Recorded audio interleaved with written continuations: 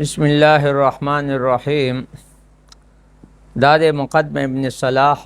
في علوم الحديث صفحہ 38 عبارت داد واعتنى الحاكم أبو عبد الله الحافظ بزيادة في عدد الحديث الصحيح على ما في الصحيحين وجمع ذلك في كتاب سماه المستدرك أودعه ما ليس في واحد من الصحيحين مما رآه على شرط الشيخين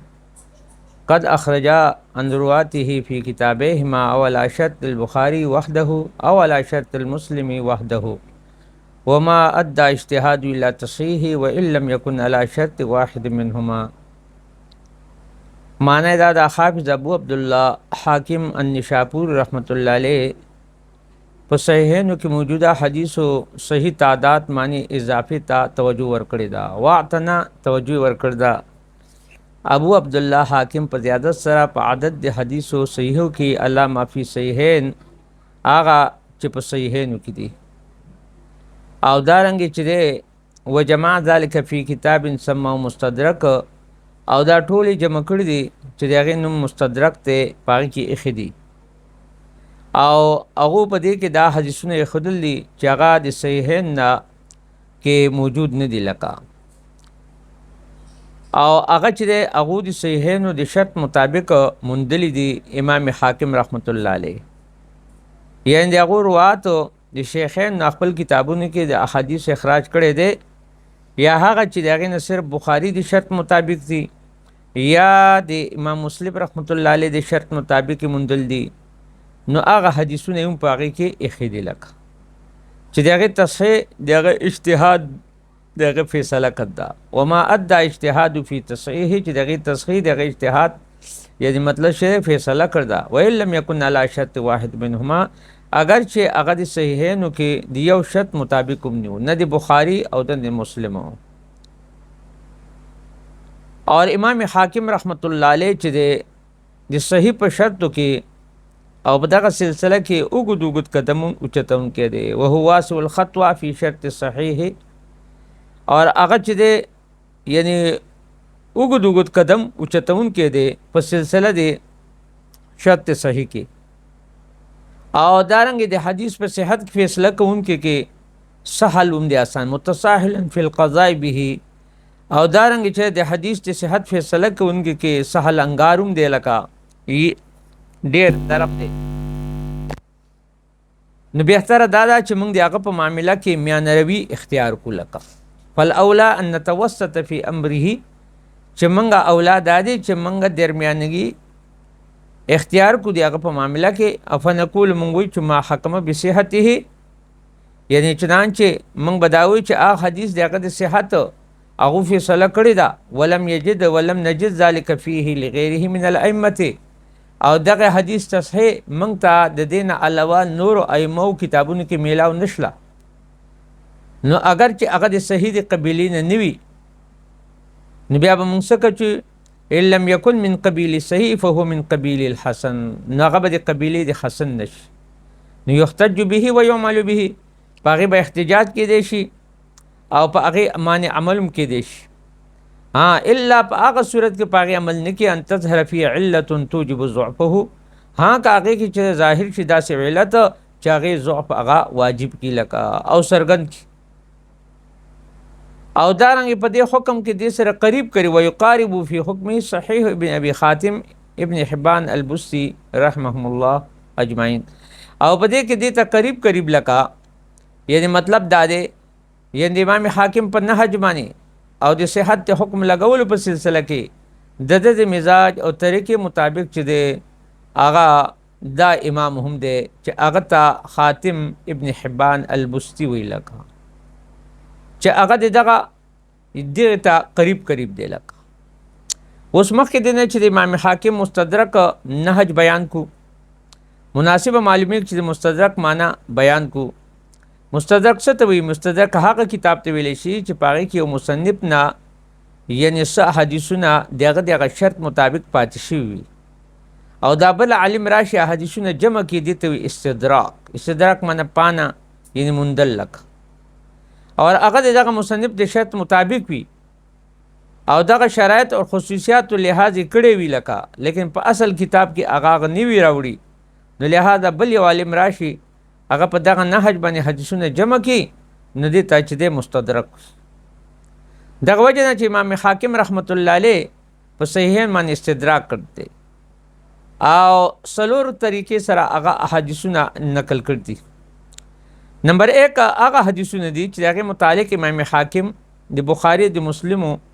د دواړو د شرط مطابق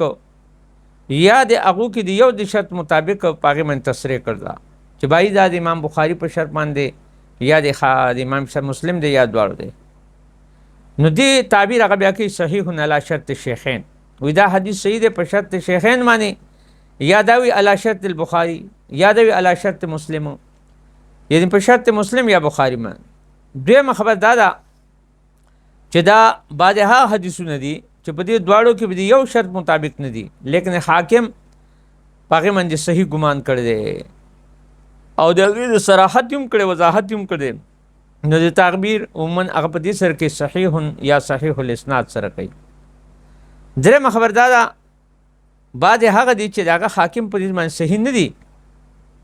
لیکن هغو چې د دې ذوب کېدلو صراحت ما فرمایلی دی چې صحیح دي مګر صرف دې وجې نه اخراج یې کړی دی چې مطلب دی چې دویم احادیث هغې لپاره شاهد جوړ شي او مؤید اور تایید جوړ شي څلورمه خبره ده بعضې حدیثونه داسې هم دي چې په هغې باندې حاکم سکوت کړ دی او په هغې باندې څه حکم نه دی لګولی نو حافظ ابن صلاح رحمه الله علیه په دې دواړو قسمو تذکره کوي هغوی قسم اول ته هغه څه چې مما رآه علی شرط شیخین او دویم قسم ته چې وما ادى اجتهاده په عبارت سره هغه بیان کړ دی امام ابن صلاح رحمه الله و د شیخین شرط مطلب څه دی لکه اوس وی قد اخرجا عن رواته فی کتابهما یعنی د دې عبارت نه مصنف څه غواړي نو د امام حاکم رحمت الله علیه په نظر باندې د شیخین یا په هغو کې د یو شرط مطابق وي د هغې مطلب بیا دا دی چې د ټول روایت د شیخینو دي یا بعضې روایت د شیخین دي او بعضې روایت د امام مسلم رحمت الله علیه د رواتو نه دي نو کله هغه وی صحیح علی شرط شیخین کله دواړه وي یا علی شرط البخاری وي یا شرط مسلم وي حافظ عراقی رحمت الله علیه فرمایي لکه د دې کې هغوی شرط شیخین نه بینی هغه روات د احادیثو اخراج مراد نه دی صحیح ده که نه بلکې د حاکم مراد د دې نه هغه روات دي چې د صحیحین د روات مثل دي لکه شرط شیخین منته عین هغه راویان نه دي د امام بخاري د مسلم بلکې د هغو مثل دي لکه د هغو شانتې دي ځکه په خپله امام حاکم په مقدمه مستدرک کې د دې خبرې وضاحت کړی دی لکه چې د ده په باندې حدیث علی شرط شیخین او احدهما څه مطلب دی نو فرمایي چې وانا استعین الله تعالی علی اخراج احادیث رواتها ثقات قد احتج بمثلها الشیخان او احدهما نو دې عبارت نه په خپله پته لګي نو دلته ګوره تاسو وګورئ چې امام حاکم په خپله د لفظ د مثل استعمال کړی دی د هغې نه صاف مطلب دا ده چې د امام حاکم مراد بینی د صحیحین روات مراد نه دي بلکې د هغه رواتو په شانتي د صفاتو حامل راویان دي لکه خو هغه روات د بخاري د مسلم کې راغلي دي یا نه دي راغلي لیکن ناقدین چې کوم نقد کوي رواتو نو هغو د هغې نه هغه مراد اغستی دی لکه بیا چې کوم حدیث باره کې امام حاکم وایي صحیح علی شرط شیخین او کله کله وایي چې راوي په صحیحینو کې نشتی نو کم کم نو بیا امام حاکم ته الزام ورکړي چې وایي دلته امام حاکم نه چوک شوی دی لکه د هغه نه غلطي شوې ده دغه وجه تلخیص مستدرک کې امام ذهبي رحمت الله علیه په هغه باندې استدراک کړ دی لکه او حافظ ابن صلاح رحمت الله علیه هم دغه خبره سمجھ کې راوستې ده بلکې علامه ابن دقیق العید وایي چې د دې خبرې هم صراحت کړی چې کله شیخین شرط یا د یو شرط ذکر وکړي نو د هغې مطلب دا دی چې تعویل القول بما لا یرضى به القائل مترادف دی چې دا خو تعویل د هغه قول دی چې په هغې باندې قایل سره ناراضي نه دی نو حافظ عراقي رحمت الله علیه د حاکم د تصریح د دې خبرې منافي ده چې کوم حضراتو دا خبره سمجھ کې راوسته ده او دویمه خبره د عبارت کې دا وي وهو واسع الخطوه فی شرط صحیح دې عبارت نه حافظ بن صلاح اجمالا د امام حاکم معنی د تساهل چې د کولو حکم لګول دی چې د قدم ډیر وسیع اوږدو د دې نه علاوه امام حاکم تا علامه عینی رحمت الله په بنایه کې اور حافظ سیوطی رحمت الله په تعقبات ابن جوزی کې اور حافظ ابن زیلعی په نصب الرایه کې متساهل ویل دي، بلکې هغه د تساهل چې د نه وجه ذکر کړی دی دغه تفصیل به ان شاء الله آینده درس کې راځي. دغه نه علاوه دیگر نور مشهور محدثینو هم امام حاکم ته متساهل ویل دي لکه او د امام حاکم رحمت الله علیه ته بعض کسان تساهل وی دی وجه شی چې دی د باندې شیو الزام لګول دی نه خبر غلطه ده. شیخین وی دویمه خبر دا ده چې چا ویل دي چې دغه اختلاط شو د رافض سره نو دا هم خبر غلطه ده. نو کشمیری سے لیکي چې نه دا خبره د امام حاکم طرف ته نسبت غلط ده. حضوم داریان چې دومره لوی عالم هغه د تساهل ولی شکار شو پیښ کنه بعض انکه موضوع حدیثونو هغه تصحیح کړدا نو لہذا دغه اصل جواب امام زیلی ورکړ دی چې امام حاکم تساهل اسباب څه دي وجه څه ده نه اسباب دي هغه به ان شاء الله اند درس کې ذکر کیږي. اوس دا بل کتاب راو باسای